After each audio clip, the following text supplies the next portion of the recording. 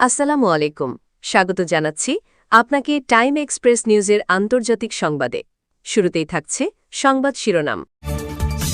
আবার ইরানে হামলা করলে যুক্তরাষ্ট্র এবং ইসরায়েলের কি পরিণাম হবে তা তারা নিজেরাও ভাবতে পারবে না বলে কঠোর বার্তা দিয়েছে আইআরজিসি।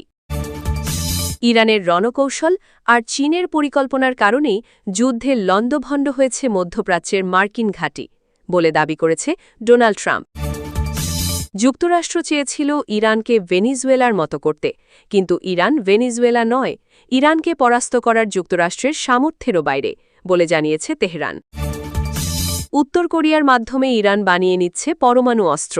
যদি পরমাণু কার্যক্রম ইরান বন্ধ না করে তাহলে আবারও দ্বিতীয় দফায় ভয়াবহ হামলা চালানো হবে ইরানে বলে বার্তা পাঠিয়েছে ওয়াশিংটন। মধ্যপ্রাচ্যের শান্তি ফেরাতে ইরানকে বড় ধরনের ছাড় দিতে হবে, তবে দ্বিতীয় দফায় যদি যুক্তরাষ্ট্র আবার হামলা করে তাহলে রাশিয়া আর বসে থাকবে না, ইরানের হয়ে সরাসরি নামবে যুদ্ধে বলে জানিয়েছে রাশিয়ার চেচেন আর্মি। এতক্ষণ শুনছিলেন সংবাদ শিরোনাম, এখন বিস্তারিত। আবার ইরানে হামলা করলে যুক্তরাষ্ট্র এবং ইসরায়েলের পরিণতি তারা নিজেরাও কল্পনা করতে পারবে না এমন কঠোর বার্তা দিয়েছে আইআরজিসি। স্পষ্ট করে বলা হয়েছে, এবার আর সীমিত জবাব নয়, পূর্ণ শক্তিতে পাল্টা আঘাত আসবে। তেহরানের এই ঘোষণায় স্পষ্ট ইঙ্গিত মিলছে, যুদ্ধের নতুন অধ্যায় শুরু হলে তা হবে সম্পূর্ণ ধ্বংসের এক ভয়ঙ্কর দৃশ্য, যেখানে প্রতিটি আঘাত হবে হিসাব করে কিন্তু নির্মমভাবে। আইআরজিসি জানিয়ে দিয়েছে তাদের মিসাইল ভান্ডার এখন আগের যে কোনো সময়ের চেয়ে অনেক বেশি শক্তিশালী এবং প্রস্তুত। শুধু প্রতিরক্ষা নয়, আক্রমণাত্মক কৌশলেও তারা এখন অনেক এগিয়ে। মধ্যপ্রাচ্যের যে কোনো মার্কিন ঘাঁটি কিংবা ইসরায়েলের গুরুত্বপূর্ণ স্থাপনাগুলো কয়েক মিনিটের মধ্যেই লক্ষ্যবস্তুতে পরিণত হতে পারে, এই বার্তায় সরাসরি ছড়িয়ে দেওয়া হয়েছে তেহরান থেকে। তেহরান আরও স্পষ্ট করে দিয়েছে, এবার সংঘর্ষ শুরু হলে তা কোনো নির্দিষ্ট সীমান্তে আটকে থাকবে না। হরমুজ প্রণালী থেকে শুরু করে পুরো অঞ্চলে আগুন ছড়িয়ে পড়বে। বিশ্ব জ্বালানি সরবরাহ মারাত্মকভাবে ব্যাহত হবে, আর সেই ধাক্কা সরাসরি আঘাত করবে পশ্চিমা শক্তিগুলোর অর্থনীতিতে। এই সংঘর্ষকে তাই কেবল সামরিক নয়, বরং কৌশলগত ও অর্থনৈতিক লড়াই হিসেবেও দেখা হচ্ছে। ইসরায়েলকে সরাসরি লক্ষ্য করে জানানো হয়েছে, তারা যদি আবার হামলা চালায় তাহলে তাদের আকাশ প্রতিরক্ষা ব্যবস্থা ভেঙে চুরমার করে দেওয়া হবে। তেল আবিব থেকে শুরু করে গুরুত্বপূর্ণ মার্কিন ঘাঁটিগুলো একের পর এক আঘাতে বিধ্বস্ত হবে। এমনকি অভ্যন্তরীণ নিরাপত্তাও ভেঙে পড়তে পারে, এই বার্তাটিও জোর দিয়ে তুলে ধরা হয়েছে। অন্যদিকে যুক্তরাষ্ট্রকেও ছাড় দেওয়া হয়নি। মধ্যপ্রাচ্যে থাকা তাদের সব মার্কিন ঘাঁটি এখন সরাসরি নজরদারির আওতায় রয়েছে বলে জানানো হয়েছে। যে কোনো মুহূর্তে সেগুলোতে আঘাত হানার সক্ষমতা রয়েছে ইরানের হাতে। বিমানবাহী রণতরী থেকে শুরু করে স্থলঘাঁটি সবকিছুই সম্ভাব্য লক্ষ্যবস্তুতে পরিণত হয়েছে বলে দাবি করা হয়েছে। সবশেষে তেহরান জানিয়ে দিয়েছে, তারা আর কোনো হুমকি শুনে চুপ করে থাকবে না। এবার যদি হামলা হয় তাহলে জবাব হবে এমনভাবে যা পুরো বিশ্বকে নাড়িয়ে দেবে। এই সতর্কবার্তা শুধু যুক্তরাষ্ট্র আর ইসরায়েলের জন্য নয়, বরং পুরো বিশ্বের জন্য একটি স্পষ্ট সংকেত যে সংঘর্ষের পরবর্তী ধাপ হতে যাচ্ছে আরও ভয়াবহ এবং বিধ্বংসী। ইরানের রণকৌশল আর চীনের পরিকল্পনার কারণেই মধ্যপ্রাচ্যের মার্কিন ঘাঁটিগুলো ব্যাপকভাবে ক্ষতিগ্রস্ত হয়েছে এমন দাবি করেছেন ডোনাল্ড ট্রাম্প। তার বক্তব্যে সরাসরি ইঙ্গিত দেওয়া হয়েছে, এই সংঘাতে ইরান শুধু একা নয়, বরং তাদের পেছনে রয়েছে বড় শক্তির কৌশলগত সমর্থন, যা পরিস্থিতিকে আরও জটিল করে তুলেছে। তিনি বলেন, ইরান যেভাবে আক্রমণ ও প্রতিরক্ষা কৌশল সাজিয়েছে তা একেবারে ভিন্ন মাত্রার। এর সঙ্গে যদি চীনের প্রযুক্তিগত পরিকল্পনা যুক্ত হয় তাহলে সেই সমন্বয়ে যুদ্ধক্ষেত্রে বড় ধরনের পরিবর্তন এনে দিতে পারে। এই কারণেই মধ্যপ্রাচ্যের বিভিন্ন মার্কিন স্থাপনা চাপের মুখে পড়েছে বলে উল্লেখ করা হয়েছে। এই মন্তব্যের পর নতুন করে প্রশ্ন উঠেছে, সংঘাতটি কি এখন আর কেবল ইরান ও যুক্তরাষ্ট্রের মধ্যে সীমাবদ্ধ রয়েছে, নাকি এর পেছনে আরও বড় শক্তির প্রভাব কাজ করছে? কারণ চীনের নাম সরাসরি উল্লেখ হওয়া মানে সংঘাতের পরিধি আরও বিস্তৃত হওয়ার আশঙ্কা তৈরি হয়েছে। মধ্যপ্রাচ্যের এই পরিস্থিতিতে প্রতিটি পক্ষই নিজেদের অবস্থান শক্ত করার চেষ্টা করছে। ইরান একদিকে তাদের সামরিক প্রস্তুতি বাড়াচ্ছে, অন্যদিকে যুক্তরাষ্ট্র তাদের ঘাঁটি ও প্রতিরক্ষা ব্যবস্থাকে আরও সক্রিয় করছে, ফলে উত্তেজনা কমার বদলে বরং ধীরে ধীরে বাড়ছে।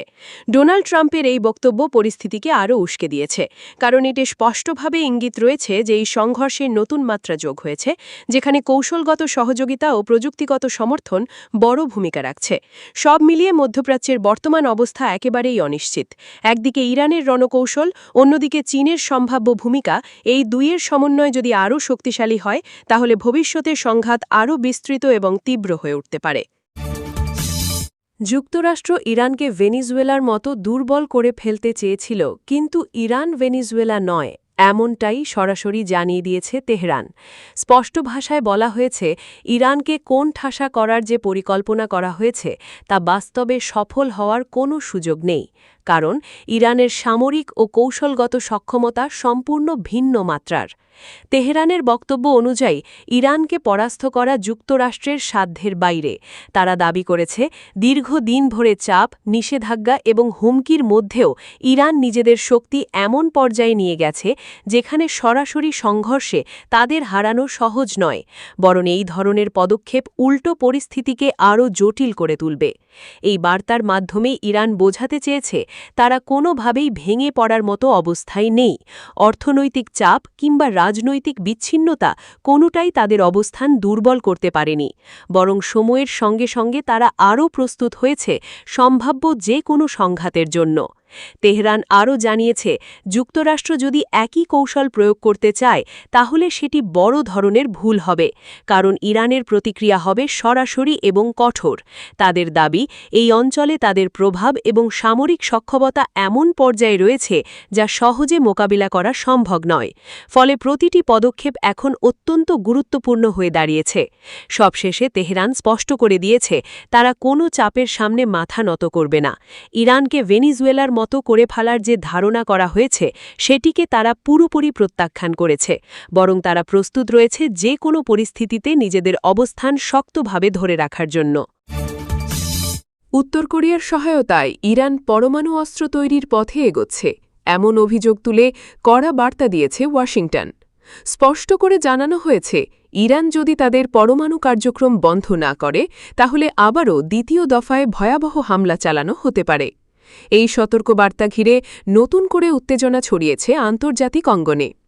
ওয়াশিংটনের পক্ষ থেকে দাবি করা হয়েছে, ইরানের কার্যক্রম শুধু আঞ্চলিক নয়, বরং বৈশ্বিক নিরাপত্তার জন্যও বড় হুমকি হয়ে উঠছে।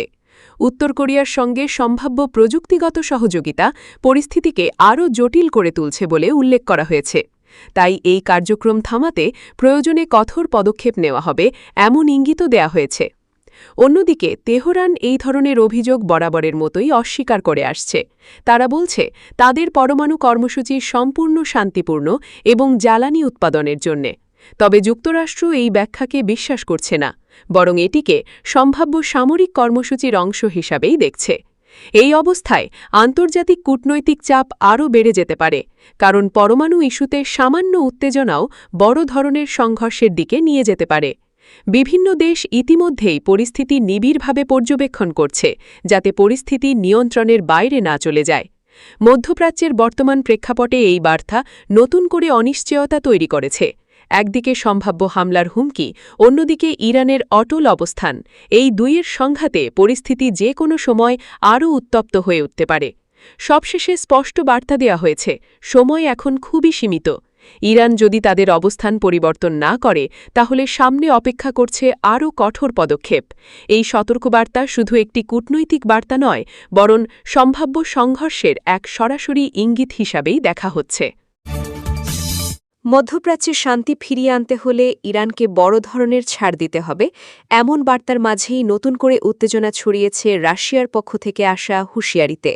সরাসরি জানিয়ে দেওয়া হয়েছে, যদি দ্বিতীয় দফায় যুক্তরাষ্ট্র আবার হামলা চালায় তাহলে আর নীরব থাকবে না মস্কো, বরং ইরানের পক্ষে সরাসরি যুদ্ধে জড়িয়ে পড়ার প্রস্তুতির কথাও প্রকাশ্যে তুলে ধরা হয়েছে।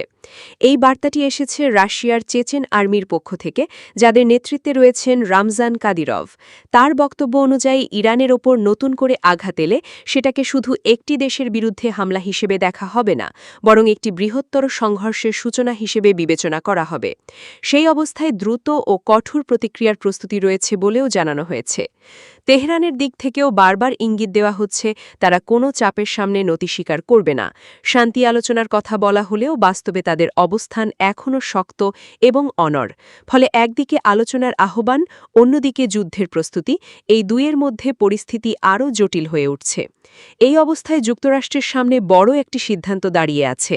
তারা যদি আবার সামরিক পদক্ষেপ নেয় তাহলে সেটি আর একক সংঘর্ষ থাকবে না, বরং রাশিয়ার মতো শক্তিধর দেশ সরাসরি জড়িয়ে পড়লে পুরো পরিস্থিতি দ্রুত বিস্তৃত আকার নিতে পারে, যা নিয়ন্ত্রণ করা কঠিন হয়ে পড়বে।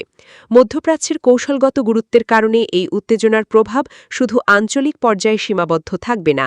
তেল সরবরাহ, আন্তর্জাতিক বাণিজ্য এবং বৈশ্বিক নিরাপত্তা সবকিছুই এর সঙ্গে জড়িত। ফলে যে কোনো সংঘর্ষই বিশ্বব্যাপী বড় ধাক্কা সৃষ্টি করতে পারে। সবশেষে পরিস্থিতি এমন এক জায়গায় পৌঁছেছে যেখানে প্রতিটি পক্ষই কঠোর অবস্থানে দাঁড়িয়ে আছে। একদিকে শান্তির কথা বলা হচ্ছে, অন্যদিকে সরাসরি যুদ্ধের প্রস্তুতির ঘোষণা আসছে। এই দ্বন্দ্বের মাঝেই মধ্যপ্রাচ্য আবারও একটি বড় সংঘর্ষের দিকে ধীরে ধীরে এগিয়ে যাচ্ছে।